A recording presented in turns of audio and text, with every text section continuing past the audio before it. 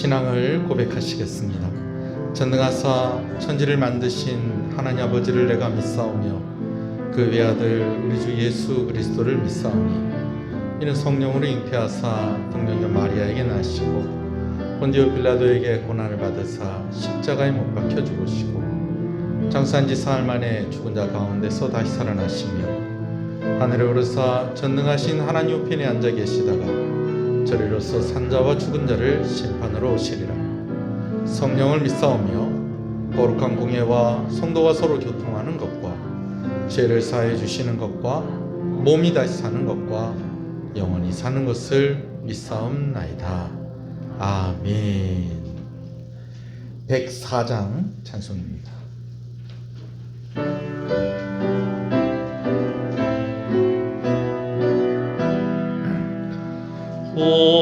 오도소서 임마누엘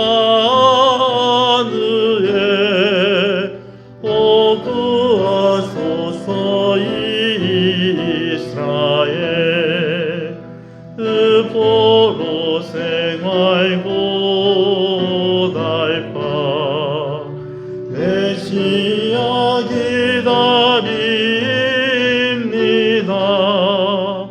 기뻐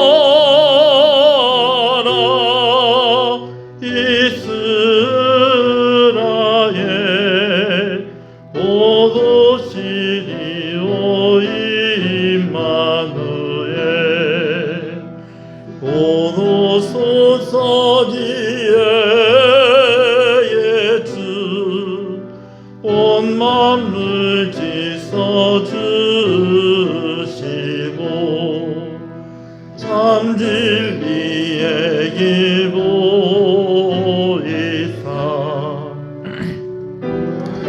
늘 인도하소서. 기뻐라 이스라엘 오도시리오 임마누엘 오도소서 소망의 주 만백성 한 마음 이루어 시기와 분쟁 없애고 참 평화 채워주소서. 기뻐라 이스라엘 오도시리오 임마누엘 아멘.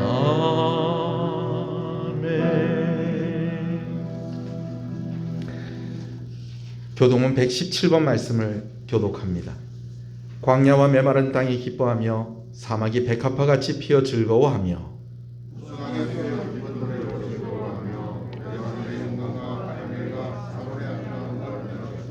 그것들이 여호와의 영광 곧 우리 하나님의 아름다움을 보리로다.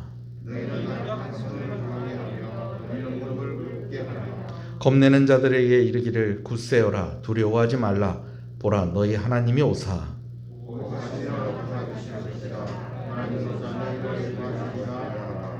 그때에 맹인의 눈이 밝을 것이며 못 듣는 사람의 귀가 열릴 것이며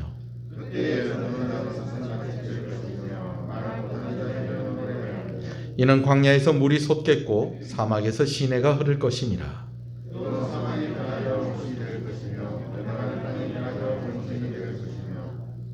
승냥이에 눕던 곳에 풀과 갈대와 부들이 날 것이며 깨끗하지 못한 자는 지나가지 못하겠고 오직 구속함을 입은 자들을 위하여 있게 될 것이니라. 아멘. 앉으시겠습니다. 기도합니다. 하나님 감사합니다. 복된 주일을 우리에게 허락하시고 오늘 우리가 하나님의 전에 나와 예배하게 하시는 것을 감사합니다. 하나님께서 죄인인 우리를 위해서 예수 그리스도를 보내어 주셨고 그 주님께서 우리를 위해서 고난당하시고 죽으심으로 그리고 부활하심으로 우리를 구원하셨습니다. 이제 성령께서 우리 가운데 오셔서 그 모든 사실을 믿게 하시고 우리가 구원받게 하시며 우리가 그 증인이 되게 하셨습니다. 하나님, 하나님의 이 모든 은혜를 우리가 기억하고 오늘도 아버지는 부족하고 연약하고 죄인임을 고백할 수밖에 없지만 그러나 그 십자가의 은혜에 의지하며 하나님 앞에 나아가오니 우리를 불쌍히 여기시고 은혜를 허락하여 주시옵소서. 이 시간 주의 말씀을 받기를 원합니다. 주의 성령께서 역사하여 주시옵소서. 말씀이 선포되어질 때에 우리의 심령이 힘을 얻게 하여 주시옵시고 우리 육신의 질병까지도 치료되어지는 놀라운 하나님의 역사가 일어나게 하여 주시옵소서. 말씀을 깨닫게 하여 주시옵소서. 그래서 그 말씀대로 살기를 결단하고 그렇게 살 수 있는 힘을 허락하여 주시옵소서. 은혜를 구하며 나아갑니다. 그러나 오늘 이 시간이 오직 하나님께만 영광이 되게 하여 주시옵소서. 예수 그리스도 이름으로 기도합니다. 아멘.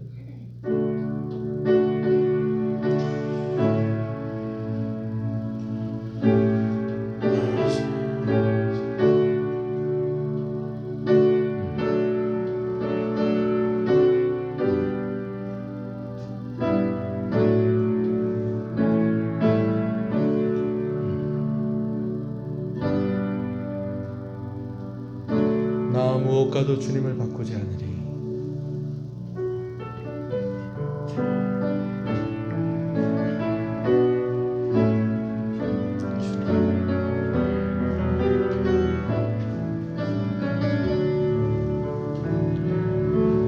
나 무엇과도 주님을 바꾸지 않으리. 다른 어떤 은혜 구하지 않으니 오직 주님만이 내 삶의 도움이시니 주의 얼굴 보기 원합니다. 주님을 사랑합니다. 주님 사랑해요.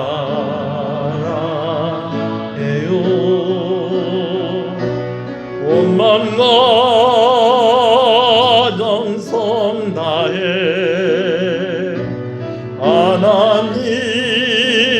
하나님의 진실한 친구 되기 원합니다. 주님을 사랑합니다.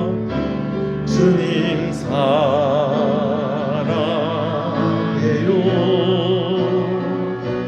온 맘과 정성 다해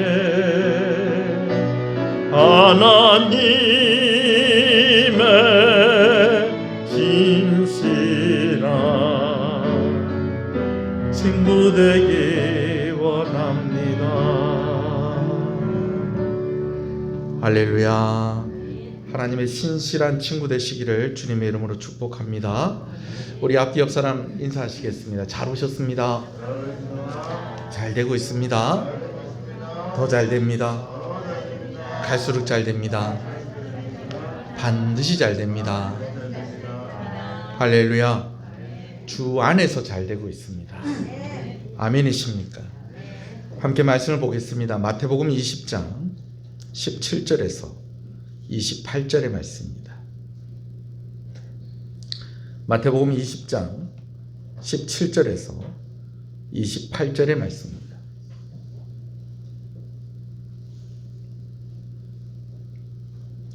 말씀을 함께 봅니다. 예수께서 예루살렘으로 올라가려 하실 때에 12 제자를 따로 데리시고 길에서 이르시되 보라 우리가 예루살렘으로 올라가노니 인자가 대제사장들과 서기관들에게 넘겨짐에 그들이 죽이기로 결의하고 이방인들에게 넘겨주어 그를 조롱하며 채찍질하며 십자가에 못 박게 할 것이나 제3일에 살아나리라. 그때에 세베대의 아들 어머니가 그 아들들을 데리고 예수께 와서 절하여 무엇을 구하니 예수께서 이르시되 무엇을 원하느냐 이르되 나의 이 두 아들을 주의 나라에서 하나는 주의 우편에 하나는 주의 좌편에 앉게 명하소서. 예수께서 대답하여 이르시되 너희는 너희가 구하는 것을 알지 못하는도다. 내가 마시려는 잔을 너희가 마실 수 있느냐? 그들이 말하되 할 수 있나이다. 이르되 너희가 과연 내 잔을 마시려니와 내 좌우편에 앉는 것은 내가 주는 것이 아니라 내 아버지께서 누구를 위하여 예비하셨든지 그들이 얻을 것이니라. 열 제자가 듣고 그 두 형제에게 대하여 분이 여기거늘 예수께서 제자들을 불러다가 이르시되 이방인의 집권자들이 그들을 임의로 주관하고 그 고관들이 그들에게 권세를 부리는 줄을 너희가 알거니와 너희 중에는 그렇지 않아야 하나니 너희 중에 누구든지 크고자 하는 자는 너희를 섬기는 자가 되고 너희 중에 누구든지 으뜸이 되고자 하는 자는 너희의 종이 되어야 하리라. 인자가 온 것은 섬김을 받으려 함이 아니라 도리어 섬기려 하고 자기 목숨을 많은 사람의 대속물로 주려 함이니라. 아멘. 할렐루야. 우리가 무언가 중요한 것을 말할 때는 따로 불러놓고 이야기를 하죠. 그리고 또 여러 번 반복을 해서 이야기를 합니다. 오늘 본문에 예수님이 그랬다는 것입니다. 제자들에게만 따로 말씀을 하셨고 그리고 같은 말씀을 마태복음에만 세 번째로 반복해서 말씀하고 계시는 것을 봅니다. 예수님께서 제자들에게만 따로 이렇게 말씀을 하신 내용은 바로 예수님의 고난과 죽으심과 부활에 관한 것이었습니다. 마태복음 16장에 베드로의 신앙의 고백이 있고 난 이후에 예수님께서 처음으로 제자들에게 고난과 죽으심에 대해서 말씀을 하셨고, 그리고 마태복음 17장에 변화산 사건이 있고 난 이후에 예수님께서 고난과 죽으심과 부활에 대해서 말씀하시고 난 이후에 세 번째로 이제 고난과 죽으심의 부활에서 말씀을 하셨는데, 시간상으로 보면 이제 고난당하시고 죽으시고 또 부활하시는 이 일이 이제 한 열흘 정도 남아있다라고 그렇게 보시면 되겠습니다. 그걸 어떻게 알 수가 있느냐? 지금 예수님께서 따로 제자들에게 말씀하실 이때에 어디서 이야기를 하고 계시는 거 아니? 길에서 말씀을 하고 계셨다는 것입니다. 언제나 예수님이 가시는 곳에는 큰 무리들이 예수님을 따랐습니다. 근데 이 큰 무리들이 다 어디를 간 것일까요? 유월절을 준비하기 위해서 간 것입니다. 유월절을 준비하기 위해서 그들이 볼일을 보러 간 거죠. 유월절이 시작되기 전에 유대인들은 3, 4일 전에 예루살렘에 도착을 하도록 그렇게 계획을 잡습니다. 왜냐하면 대속의 제물을 드릴 대속의 제물로 드릴 그들이 대속 제물을 가지고 오는데 그것이 흠이 없어야 되거든요. 그래서 그것이 제물로 가지고 온 것이 흠이 있는지 없는지를 확인받기 위해서는 유월절 전에 적어도 3, 4일 전에는 도착을 해야 된다라는 것입니다. 그러다 보니까 평소에는 예수님을 따르던 큰 무리들도 다 무엇하기 위해서 대속 제물을 준비해서 유월절 절기를 지키기 위해서 다 자기 자리로 돌아가 있었다라는 것입니다. 그래서 평소 때 같으면 제자들만 불러놓고 따로 이야기하실 것 같으면 저기 가이사랴 빌립보처럼 이방인들이 많이 사는 먼 곳에 가서 이야기를 하시든지, 아니면 배를 타고 뭐 이렇게 좀 건너편으로 이렇게 막 장소를 막 긴박하게 움직이시든지, 그렇게 예수님께서 제자들을 따로 불러 모으셔야 되는 그런 상황이었지만, 지금은 다들 희생제물, 대속의 제물을 준비하는데 바빴기 때문에 심지어 예수님께서 길을 가시면서도 제자들에게 따로 이야기를 하실 수 있었다라는 것입니다. 여러분, 재밌는 것은요, 사람들이 대속의 제물을 준비하고 있었는데 예수님께서도 대속의 제물을 준비하고 있었다라는 것입니다. 근데 차이가 있었다면, 사람들은 자기를 위해서 대신 죽을 대속의 제물을 준비하고 있었다면, 예수님은 우리를 위해서 대속의 제물로 예수님 자신을 준비하고 있었다라는 것이죠. 할렐루야. 자, 이번에 세 번째로 고난과 죽으심과 부활하실 것에 대해서 말씀하실 때는 이전에 말씀을 하셨을 때보다 더 구체적으로 이야기하시는 것을 보게 됩니다. 이것은 진짜로 예수님이 말씀하시는 대로 될 것이다 라는 것을 의미하는 것이죠. 그런데 고난과 죽으심을 말씀하시고, 이제 말씀하신 대로 고난과 죽으심을 이제 한 열흘 정도 남겨놓은 바로 이 상황 속에서 참 눈치도 없이 예수님께 나와서 개인적인 부탁을 하는 사람들이 있었다라는 것입니다. 오늘 본문에는 세베대의 아들들의 어머니다라고만 그렇게 기록이 되어 있는데, 바로 예수님의 제자들 가운데에 세베대의 아들인 야고보와 요한의 어머니, 그리고 어머니인 살로메가 예수님께 와서 개인적인 부탁을 하는 것이었습니다. 이 살로메라는 이 여인은요, 예수님과는 남이 아닙니다. 예수님의 어머니 마리아와 친자매지간입니다. 그래서 우리식으로 얘기하면 예수님에게는 이모라고 불려지는 그런 사람이었습니다. 예수님의 이모라고 하니까 좀 생소하죠. 근데 여러분, 이 표현은 성경에 있는 표현입니다. 요한복음에 보면 예수님께서 십자가에 달려 죽으실 때에 여인들이 그 십자가에 달리신 예수님을 바라보고 있었는데, 그 가운데는 예수님의 모친인 마리아도 있었고 또 누구도 있었다, 이모도 있었다라고 그렇게 요한복음이 기록을 하고 있는데, 바로 그 이모가 누구라는 겁니까? 오늘 세베대의 아들들인 야고보와 요한의 어머니인 살로메였다라는 것입니다. 살로메가 혼자 오지 않았어요. 아들들을 데리고 왔다라는 것입니다. 여러분, 아들들을 데리고 왔다라는 것은 이 아들들도 살로메가 부탁하는 이것을 알고 있었고 여기에 대해서 동의하고 있었다라는 것입니다. 자, 살로메가 무슨 부탁을 했는가? 예수님께 이런 이야기를 해요. 나의 두 아들, 주의 나라에서 하나는 주의 우편에 하나는 좌편에 앉게 해주십시오. 그렇게 명령해 주십시오. 예수님 그렇게 말씀을 해 주십시오. 약속을 해 주십시오. 라고 그렇게 이야기를 했다는 겁니다. 살로메 혼자 왔다는 거예요? 두 아들도 데리고 왔다는 거예요? 두 아들도 데리고 왔다는 거예요. 그것은 이 두 아들의 뜻도 그러하다라는 것이죠. 이 말씀에, 이 부탁에 대해서 예수님께서 이렇게 대답을 하십니다. 지금 너희가 구하는 것을 알지 못하고 구하는구나. 그러면서 야고보와 요한에게 물으십니다. 내가 마시려는 잔을 너희가 마실 수 있겠느냐? 이미 각오를 하고 왔거든요. 그래서 야고보와 요한이 뭐라고 대답합니까? 마실 수 있습니다.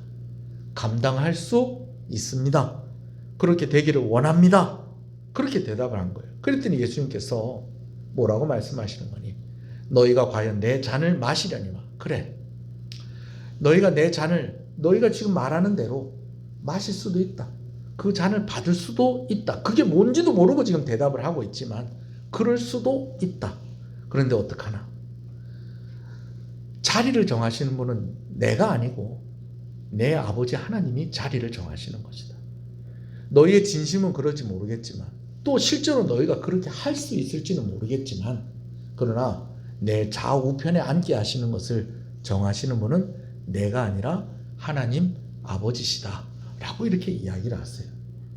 자, 그러고 난 뒤에 이제 이 살로메와 야고보와 요한이 이제 돌아갔겠죠. 근데 문제는 나중에 이 일을 나머지 10명의 제자들도 알게 되었다라는 것입니다. 10명의 제자들이 야고보와 요한에 대하여 분이 여겼다라고 오늘 본문이 기록을 하고 있는데요. 마가복음을 보면 그들이 야고보와 요한에게 화를 냈다라고 그렇게 기록하고 있는 것을 봅니다.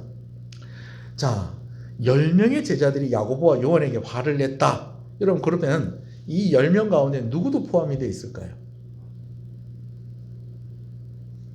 베드로도 포함이 되어 있어요. 제가 왜 베드로도 포함되어 있다는 것을 확인시켜 주냐면요, 원래 예수님이 어디를 가시든지 간에 꼭 세 사람은 데리고 다니셨다는 거예요. 그 세 사람이 누구였습니까? 베드로와 야고보와 요한이었습니다. 근데 지금 베드로는 쏙 빼놓고 지금 야고보와 요한만 자기 어머니를 앞세워서 예수님의 이모가 되는 그 어머니를 앞세워서 이 부탁을 했다는 거예요. 거기에 대해서 누구도 화가 났다는 거예요.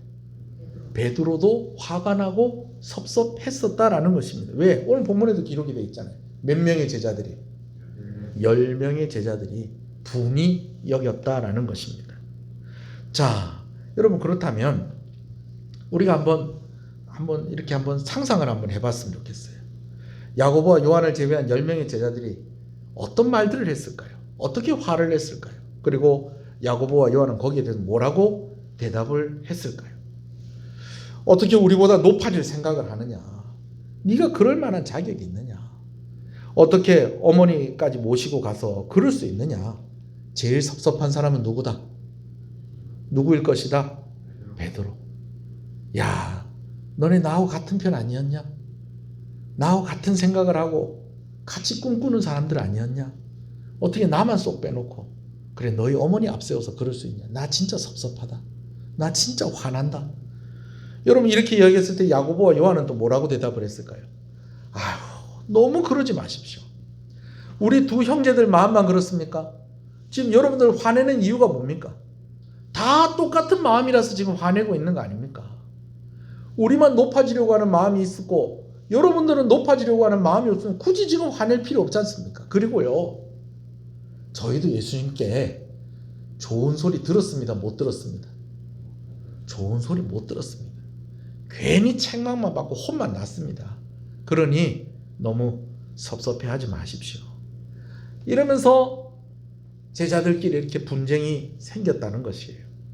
이것을 누가 아셨다는 거예요? 예수님이 아셨다는 것이죠. 사실 이럴 때가 아니에요. 지금 예수님은 치열하게 고난을 받으실 준비를 하고 계시고 예수님은 치열하게 지금 십자가의 죽으심을 앞두고 이제 불과 한 열흘 정도밖에 안 남겨온 지금 이때에 제자들이 지금 자리 싸움을 하고 어떤 사람은 뭐 좀 자기가 동원할 수 있는 모든 힘을 다 동원해서 어떻게 해서든지 예수님의 마음을 움직이려고 하고 있는 그런 모습을 보이고 있었다라는 것입니다. 여러분, 예수님께서 제자들을 모으셔서 이렇게 말씀을 하시죠. 너희가 아는 대로 이방 민족들의 통치자들의 모습을 봐라. 그들이 지배하고 있는 나라의 백성들을 마구 짓밟고 마구 억누르려고 한다. 그러면 이방 민족이 아니라 그러면은 우리가 같은 민족인데도 권세를 가진 자들의 모습은 어떠하냐? 다들 사람들 위에 군림하려고 그러지 않느냐? 이런 모습들이 너에게 있어야 되겠다, 없어야 되겠다. 이런 모습들이 너에게는 없어야 될 것이 아니냐? 그러면서 뭐라고 말씀하시느냐? 너희 가운데 으뜸이 되고자 하는 자는 너희의 종이 되어야 할 것이다. 인자는 섬김을 받으러 온 것이 아니라 섬기러 왔다. 많은 사람 위하여 자기 목숨을 대속의 제물로 내어주려고 왔는데 지금 너희가 지금 이러고 싸워서는 안 된다 라고 예수님이 말씀을 하셨다라는 것이죠. 오늘 이 말씀 속에서 논란의 중심에 있는 이 세 사람에 대해서 조금 더 자세하게 이야기를 하려고 합니다. 한 사람은 세베대의 아들들인 야고보와 요한의 어머니인 살로메고, 그리고 나머지 두 사람은 야고보와 요한입니다. 자, 세베대의 두 아들의 어머니 살로메, 할 수 없어서 참는 것보다도요, 할 수 있는데 참는 게 더 힘듭니다. 여러분 그거 이해하시죠? 예수님의 어머니 마리아와 친자매였습니다. 이 살로메는 예수님께 부탁을 하는 것보다 부탁을 하지 않는 것이 더 어려운 그런 위치에 있는 사람이었다는 겁니다. 성경을 보면 야고보와 요한의 집이 좀 잘 살았다는 것을 짐작할 수 있는 여러 장면들이 있는 것을 봅니다. 제가 뭐 일일이 지금 설명하지는 않겠습니다. 그러니까 살로메가 돈도 좀 있었다는 거예요. 거기다가 이 살로메는요, 예수님의 공생의 초기 때부터 예수님과 함께하면서 예수님을 돕고 섬기는 그런 후원하는 그런 아주 중요한 위치에 있는 사람이었다라는 거죠. 그러니까 다른 사람들이 살로메를 무시할 수 있다 없다, 무시할 수 없는 그런 존재였다라는 것입니다. 자, 그런데 살로메가 예수님께 인정을 받고 늘 동행하고 있었는데 가만히 보니까 살로메의 마음 가운데 좀 급한 마음이 생기는 거예요. 어떤 급한 마음이 생기느냐? 이미 야고보와 요한, 자기 아들들이 다른 제자들에 비해서 더 예수님과 가까이 있습니다. 요한의 경우에는 예수님의 품에 이렇게 안겨 있었다라는 표현들이 성경에 나와 있는데, 여러분 그건 무엇을 의미하냐면요, 예수님과 함께 식사하는 자리에서 요한은 늘 어디 있었다는 거예요? 예수님 옆에 앉았었다는 거예요. 유대인들은요, 밥을 먹을 때 좀 비스듬히 누워서 밥을 먹습니다. 보통 이제 오른쪽으로 누워요. 그럼 뭐 이쪽이시겠죠? 이렇게 오른쪽으로 눕다 보면은 사람들이 한쪽으로 이렇게 같이 쭉 누우면은요, 어떻게 되냐면 이 앞에 사람이 이 뒤에 사람의 이 앞에 사람의 머리가 이 뒤에 사람이 어디쯤 위치하게 되면 가슴쯤 위치하게 되는 겁니다. 그렇게 되다 보니까 사람들이 볼 때는 어떤 모양이 되냐? 앞 사람이 뒷 사람에게 마치 어떻게 돼 있는 것처럼 안겨 있는 것처럼. 요한의 경우에는 예수님의 품에 있었던 사람이었다라는 그런 언급들이 많이 있거든요. 그러니까 예수님 밥 먹을 때 늘 어디 있었다? 바로 옆에 있었다라는 거예요. 거기다가 예수님이 기도하러 가실 때도 꼭 누구는 데리고 가셨다는 거예요. 베드로와 야고보와 요한은 꼭 데리고 가셨다는 거예요. 어디를 가실 때 제자들은 좀 따로 좀 쉬게 하더라도 이 세 사람은 늘 데리고 다녔는데, 그래도 어머니의 마음은, 엄마의 입장에서는 좀 마음이 좀 급한 거예요. 왜? 지금 3명 중에 2명이 자기 아들이지만 1등을 누가 할 수도 있다? 베드로가 할 수도 있다. 1등을 베드로가 할 수도 있다. 그러니까 이거를 말할 수 없는 입장 같으면 할 수 없이 뭐 그냥 말도 못하고 이제 끙끙거릴지 모르겠는데, 이건 또 예수님한테 와서 또 충분히 말을 할 수 있는 좀 그런 위치에 있다가 보니까 이것을 참을 수 있었다, 참을 수 없었다. 참을 수가 없었다라는 것이죠. 그래서 예수님께 와가지고 한 사람은 주의 나라가에서 한 사람은 예수님의 좌편에, 한 사람은 주의 우편에 있게 해주십시오. 그렇게 저에게 약속을 해주십시오. 그렇게 이야기를 한 거예요. 여러분, 그랬더니요, 예수님께서 뭐라고 얘기하십니까? 섭섭한 말씀을 하시는 거예요. 알지도 못하는 것을 구하고 있군요. 과연 내가 주는 그 잔을 마실 수 있겠습니까? 충성과 진심을 의심하는 듯한 그런 이야기를 하십니다. 그러더니 뭐라고 얘기하느냐? 자리 정하는 거 이건 내가 정하는 거 아닙니다. 우리 아버지가 정하는 거지, 하나님이 정하는 거지, 이건 내가 정하는 거 아닙니다. 이런 부탁 나한테 하지 마십시오. 여러분, 내가 예수님한테 누군데? 여러분들이 살로메 입장이라고 생각하고, 내가 누군데? 예수님 사역할 때부터, 초기 때부터 내가 뭐 했는데? 예수님 도와드리고 후원하고 예수님과 함께하고 예수님 편이 되어드리고 내가 그렇게 했는데, 남도 아니고 내가 아무것도 안 한 것도 아니고 어떻게 예수님 나한테 이럴 수 있나? 아니, 말이라도 그래요. 제가 한번 생각해 보겠습니다. 아이고, 당신의 마음이 그렇군요. 그래요. 너무 그렇게 신경 쓰지 마십시오. 제가 다 알아서 하겠습니다. 이렇게 이야기한 것도 아니고, 지금 뭘 구하는지를 알고 지금 구하십니까? 네?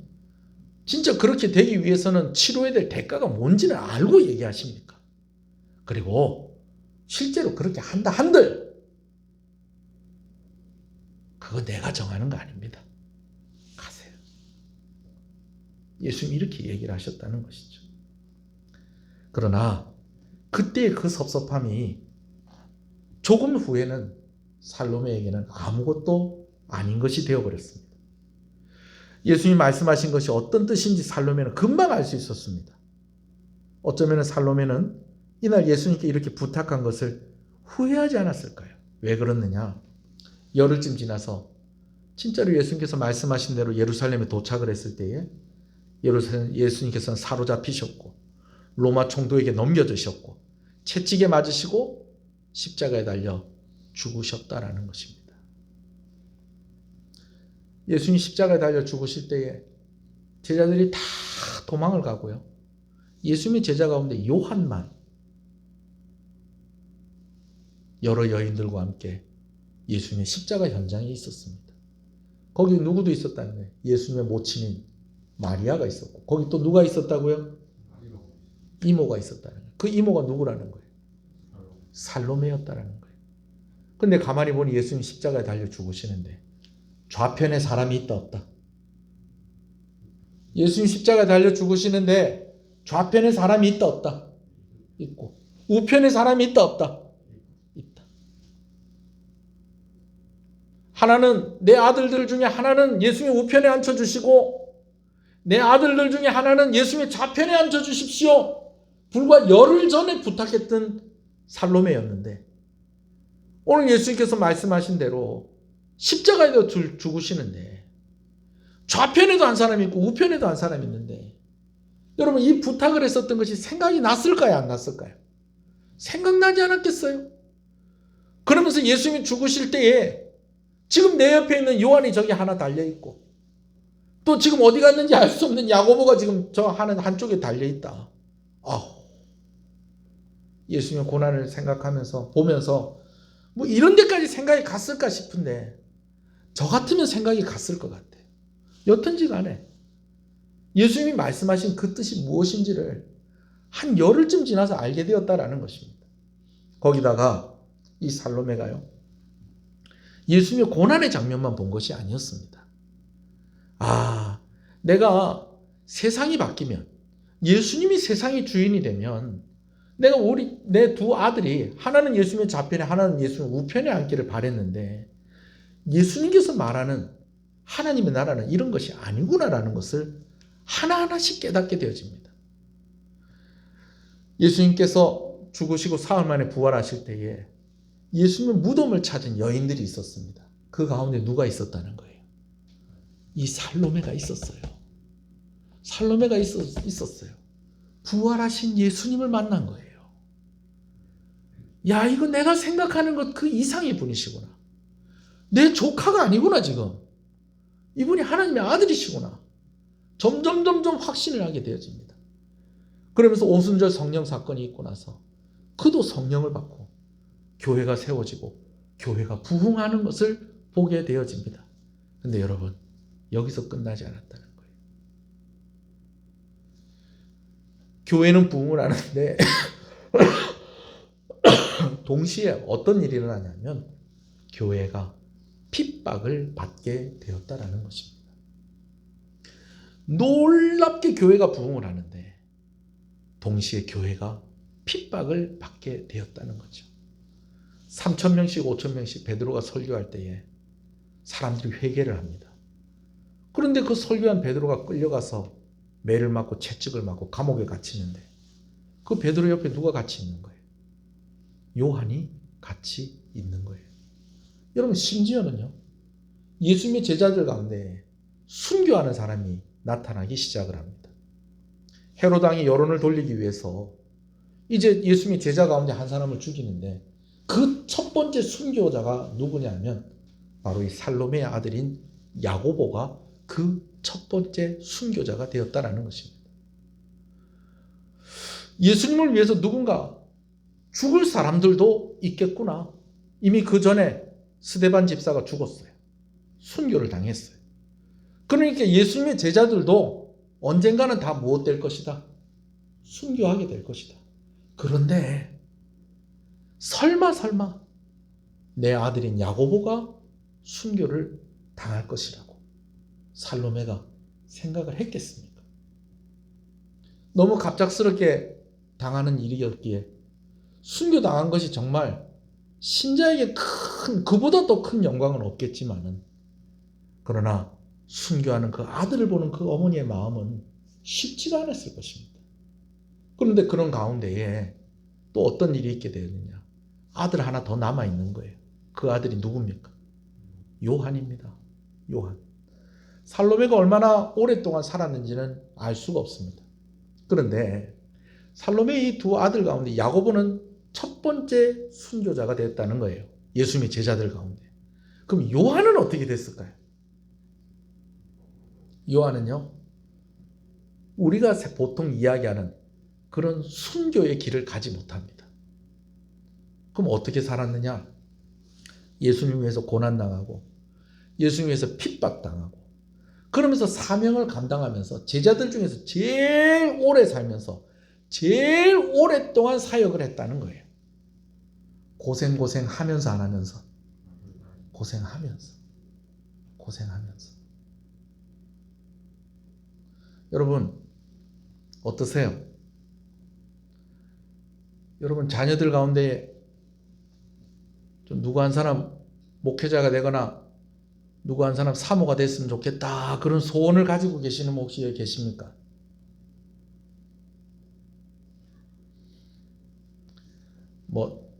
다행이다, 벌써 다 보냈다. 근데 멀쩡하게 직장 잘 다니고 있다가 오늘 아들이 오더니 저 이제 회사 그만두고 저 신학교 갈랍니다. 할렐루야, 가문의 영광이다. 여러분, 그런 사람도 있겠죠. 저희 어머니한테 한번 물어보세요. 좋은가?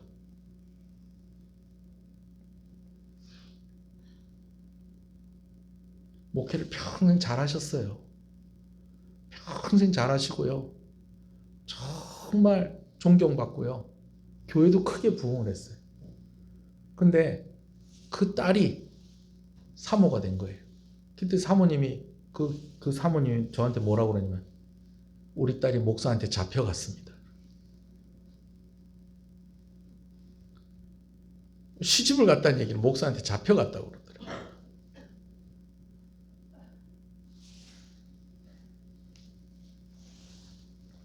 저도 장담할 수 없어요. 제가 늘 한 번씩 하는 얘기가 있잖아요. 여러분들을 위해서 저 죽으라고 하면은 제가 죽을 수도 있어요. 목사인데. 근데 여러분들을 위해서 제 아이들 셋 중에 하나 죽이라고 한다면 전 그거 좀 생각해 봐야 되겠어요. 자신 없어요.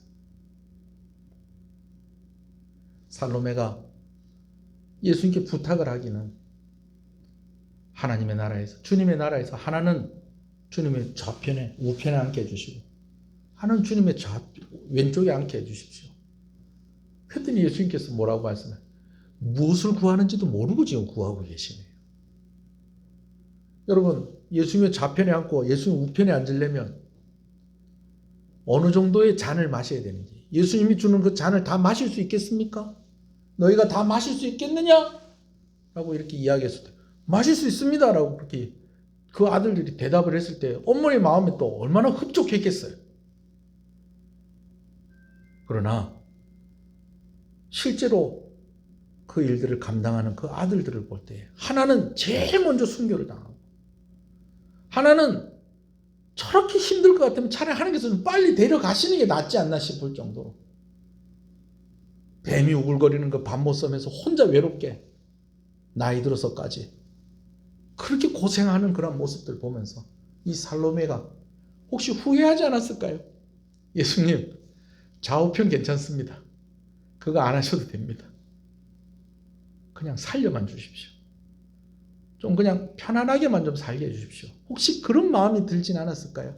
그러진 않았을 것 같아요. 왜? 살로메는 충성스러운 여인이었습니다.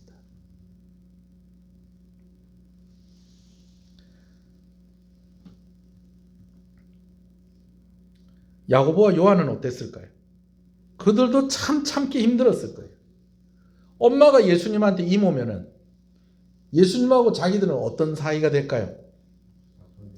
외사촌지간쯤 되는 겁니다. 네. 외사촌쯤 되는 거예요. 네. 야고보가 예수님보다 나이가 많을 수도 있어요.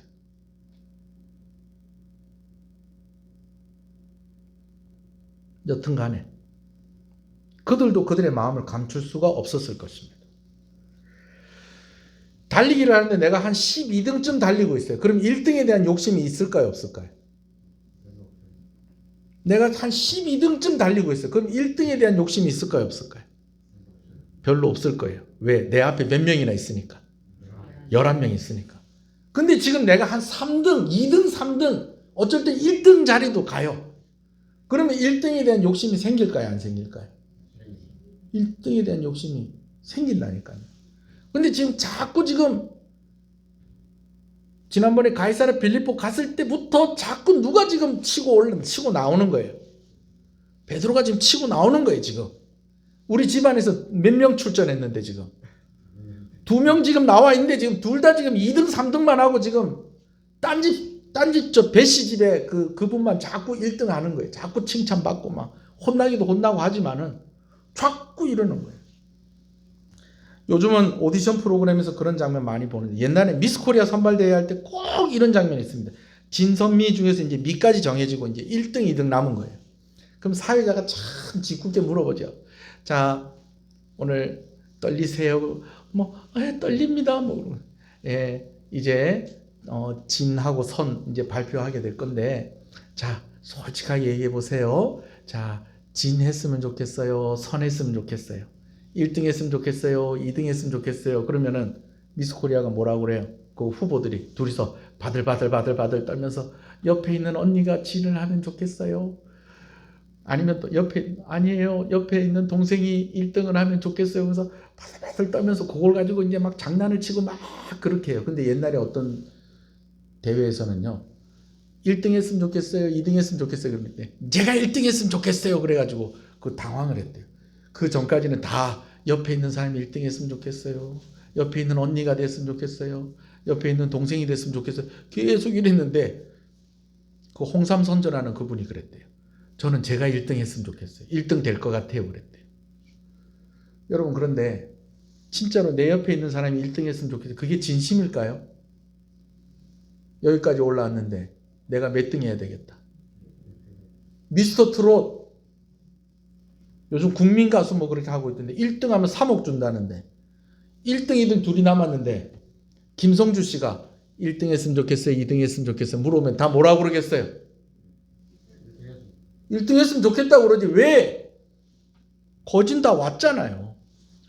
동계올림픽 좀 있으면 할 건데 쇼트트랙 결승에 우리나라 선수 3명이 더 올라왔는데 선수들 각자의 마음에 어떤 마음이 있을까요? 우리 셋 중에 아무나 1등 하면 된다. 여러분 그런 마음이 있을까요? 아니면 내가 여기까지 오면서 얼마나 고생 많이 했는데 누가 1등 했으면 좋겠다. 내가 1등 했으면 좋겠다. 여러분 이런 마음 가지지 않겠어요? 전에도 제가 얘기했습니다만 여러분 서울에 가면 옛날엔 남선타워라고 했는데 요즘은 서울 N타워라고 그러나요? 그 남산에 가면 이렇게 타워 있는 거 아시죠? 여러분 그 타워 위에 올라가면 식당이 있는 거 아세요? 레스토랑 있는데요. 그 집이요. 돈가스 맛집이에요. 제가 옛날부터 그 집 가서 돈가스 먹고 싶었어요. 우리 규섭이가 한 2살쯤 됐을 때 거기 올라갔었어요. 우리 규빈이가 그때는 규빈이 그때 있었네. 교회를 개척을 했으니까. 규빈이 업고 규섭이를 손으로 잡고 규희는 집에 놔두고 결혼식이 있어서 서울에 올라갔더니 제가 옛날에 했던 그 이야기를 내 저기 남산타워 돈가스집 저 타워 꼭대기에 있는 돈가스 파는 그 레스토랑 가서 돈가스 먹고 싶다고 그 얘기를 집사님이 기억을 하시고 제가 그 서울시흥교회 집사님이 기억을 하시고 저희 식구들을 거기 데리고 가더라고요.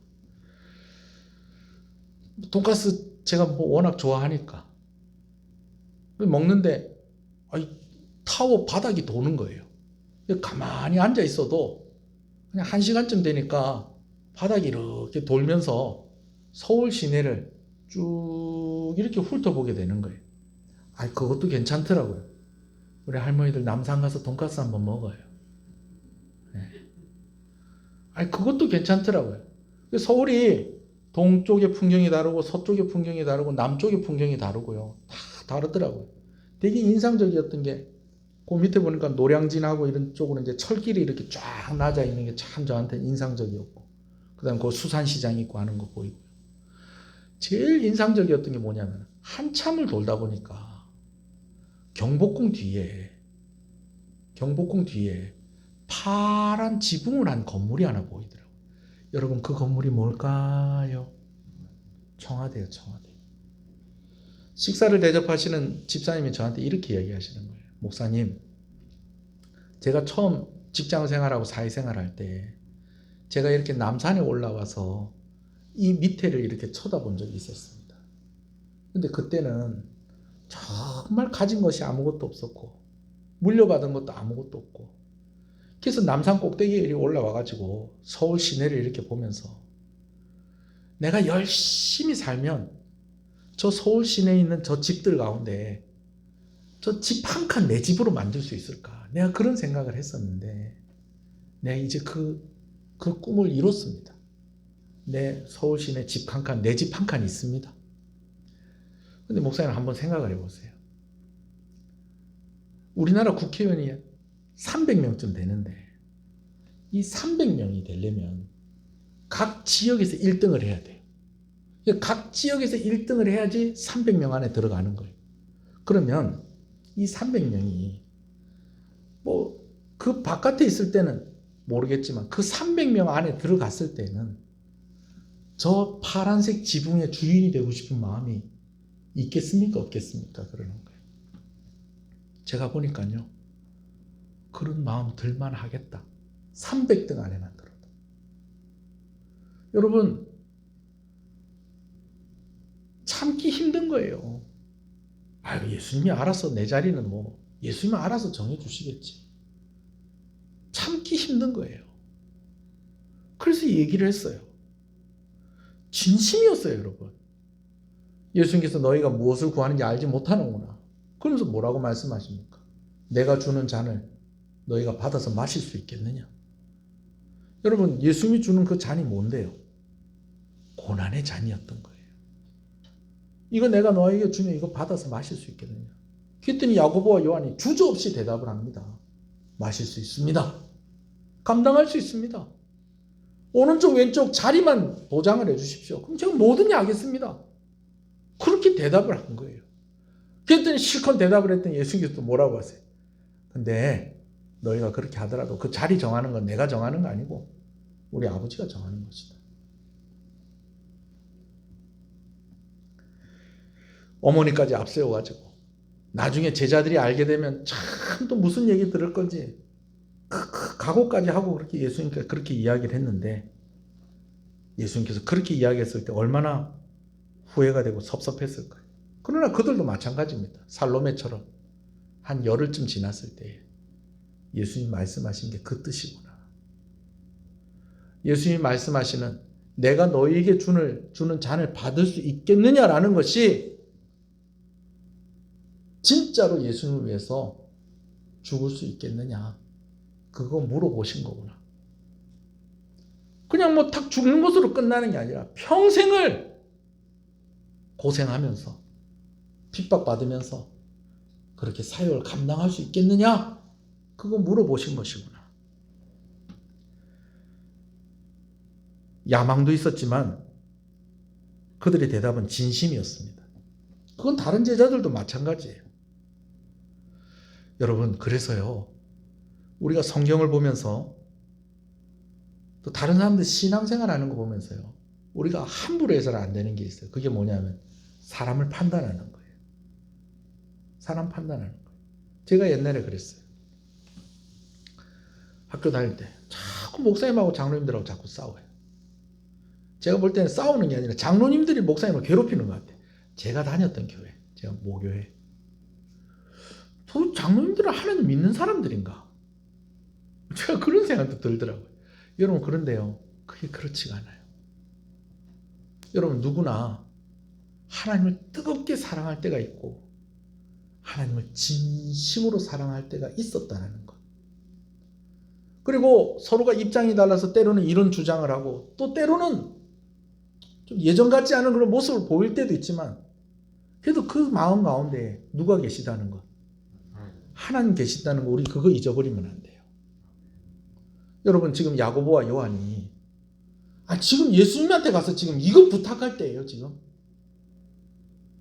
그들 입장에서 그렇게 생각할지도 몰라요.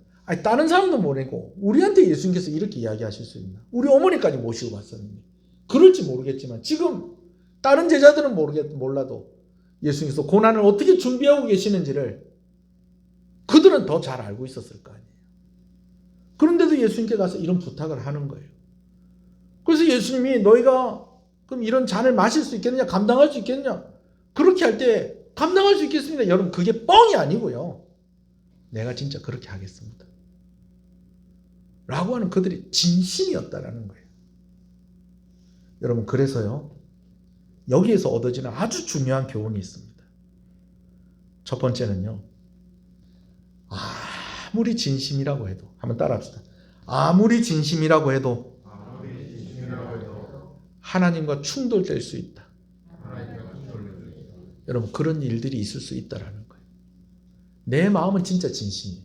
나는 진짜 교회를 위하는 마음이에요.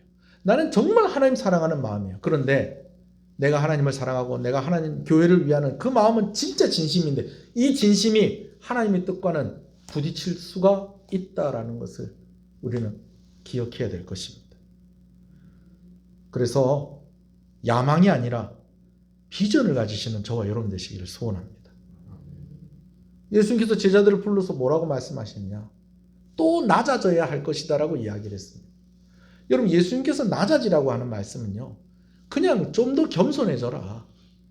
여러분 그런 정도로 이야기하시는 것이 아니었습니다. 오늘 우리가 예수 믿는 사람들의 낮아짐은 무엇일까요?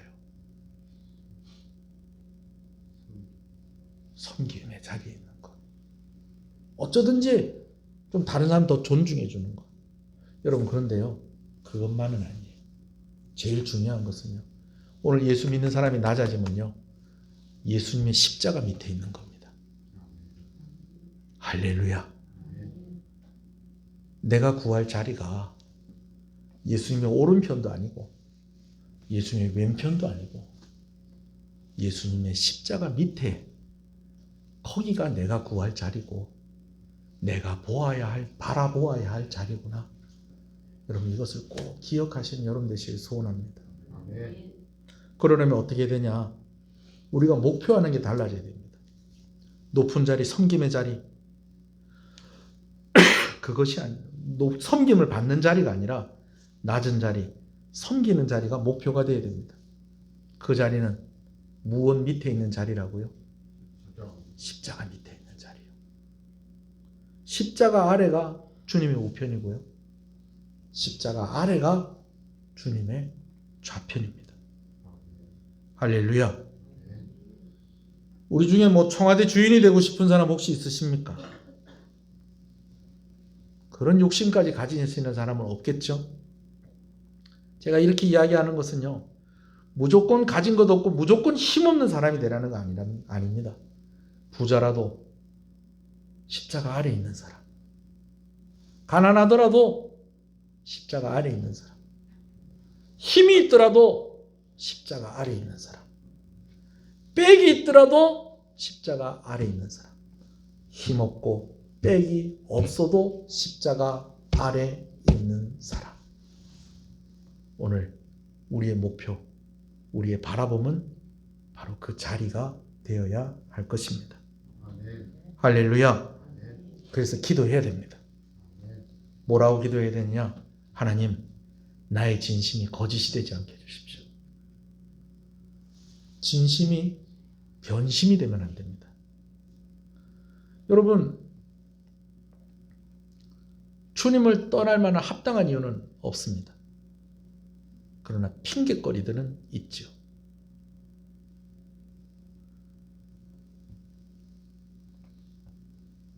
주님을 떠날 만한 합당한 이유가 여러분 있으십니까? 있다고 생각하십니까? 아니요. 그러나 뭐는 있을 수 있다. 핑계거리는 있을 수 있다라는 것입니다.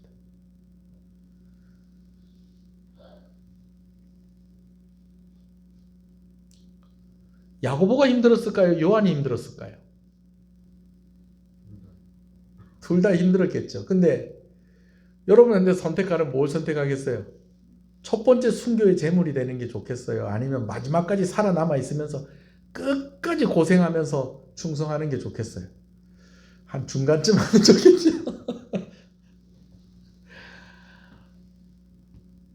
예수 믿으며 산다는 것, 이거 쉽지 않습니다. 딱 한 번만 십자가 밑에 나가면 참 좋겠는데 날마다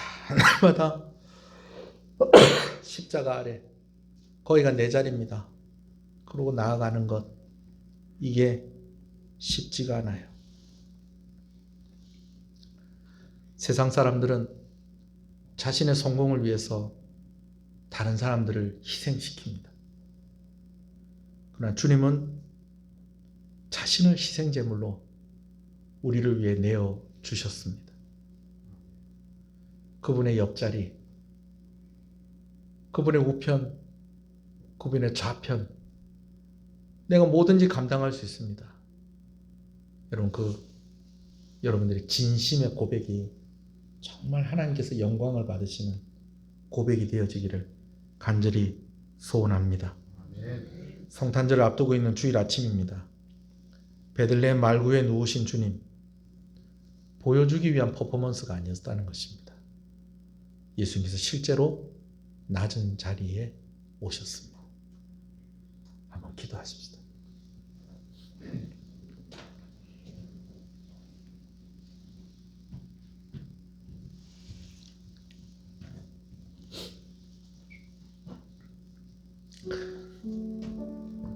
아무리 진심이라고 해도 하나님이 원하는 것과 충돌될 수도 있다는 것입니다.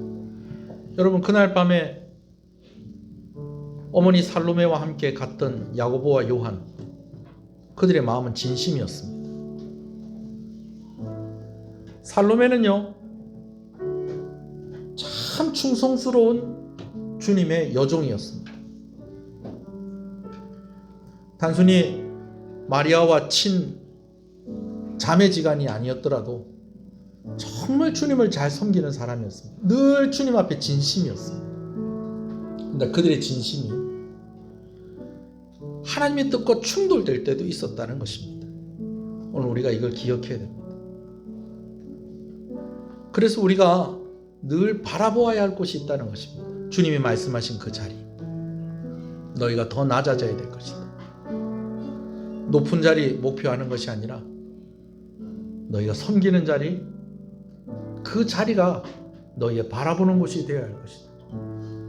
그냥 단순히 겸손한 것이 아니라 그 자리는 예수님의 십자가 그 아래를 말하는 것입니다. 오늘 날마다 그 십자가 아래 나아가는 저와 여러분 되시기를 주님의 이름으로 축복합니다. 여러분, 베들레헴 말구에 누우신 예수님은 보여주기 위해서 퍼포먼스를 하신 것이 아니었습니다. 예수님께서 실제로 낮은 자리로 오셨습니다. 그런 예수님 여러분들 사랑하시죠? 그 진심이 변하지 않도록 해달라고 우리 기도하십시다. 그리고 오늘도 그 십자가 아래 우리가 나아가는 그런 믿음을 달라고, 용기를 달라고 우리 기도하십시다. 다 같이 기도하겠습니다. 주여, 주여,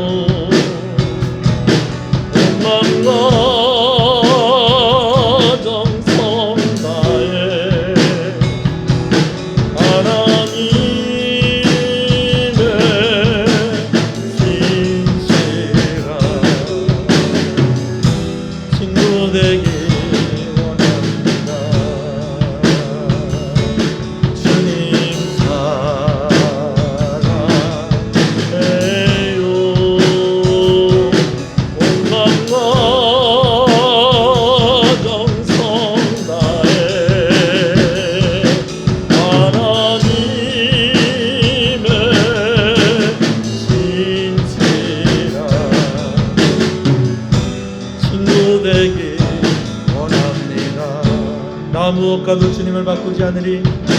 나 무엇과도 주님을 바꾸지 않으리.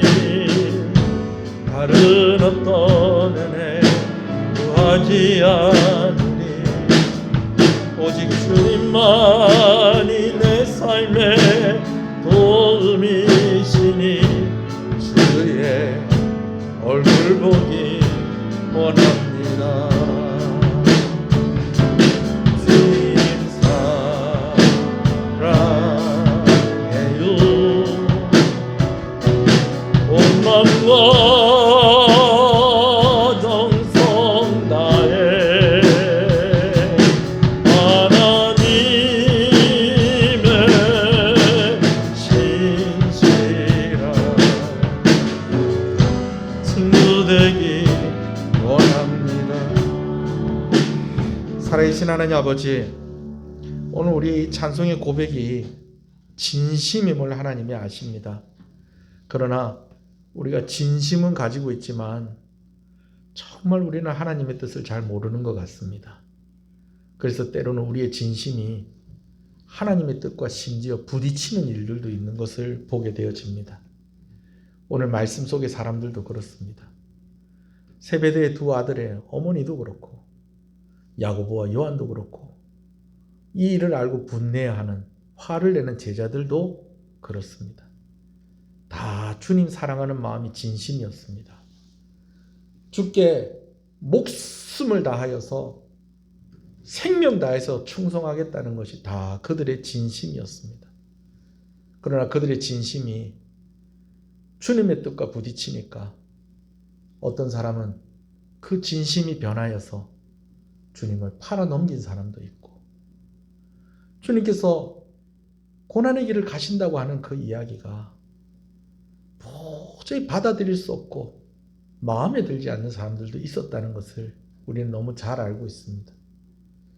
그러나 그들을 비판할 것이 아니라 오늘 나의 진심은 하나님이 나에게 주시는 비전, 그리고 하나님이 뜻하고 계시는 것과 일치하고 있고, 그래서 정말 하나님을 위한 나의 진심인지를 우리가 생각해 볼 때에 두려운 마음이 생깁니다.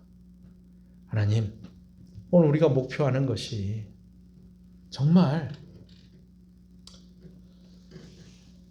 다른 사람 생각하는 것보다 더 대단하고 거창한 것은 아니라고 할지라도, 혹 그것이